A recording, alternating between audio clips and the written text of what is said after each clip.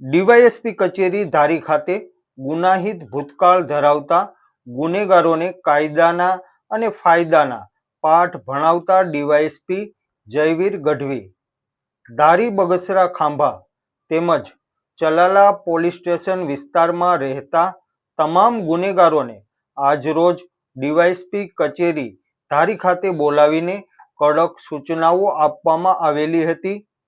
ગુનાહિત ઇતિહાસ ધરાવતા ગુનેગારો હાલમાં કોઈ પણ ગુનાહિત કામગીરી કરતા હોય તો ચેતીને ચાલજો તેવી વોર્નિંગ આપવામાં આવેલી હતી।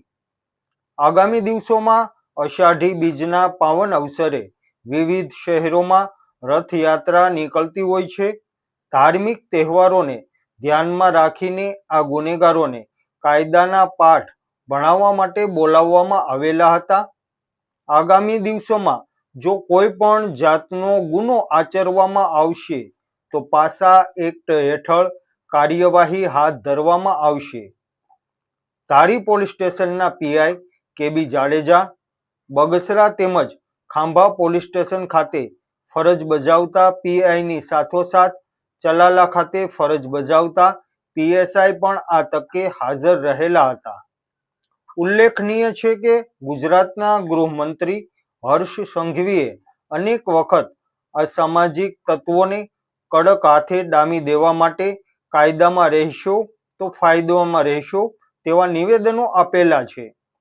ત્યારે આગામી દિવસોમાં ધારી, ચલાલા, બગસરા અને ખાંભા પોલીસ સ્ટેશન વિસ્તારમાં રહેતા ગુનેગારો ભૂલથી પણ ગુનો આચરશે તો દાખલારૂપ કાર્યવાહી હાથ ધરવામાં આવશે તેવું નિવેદન ડીવાયએસપી જયવીર ગઢવીએ મીડિયા સમક્ષ આપેલું હતું।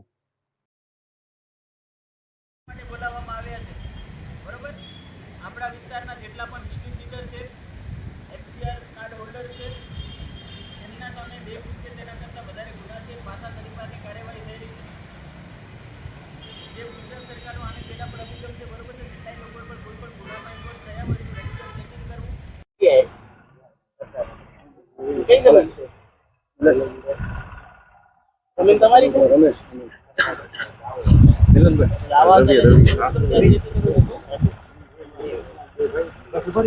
વ્યાજ કરો છો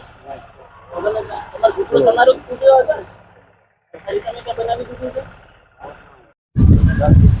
પછી શું થયું હતું? પછી હવે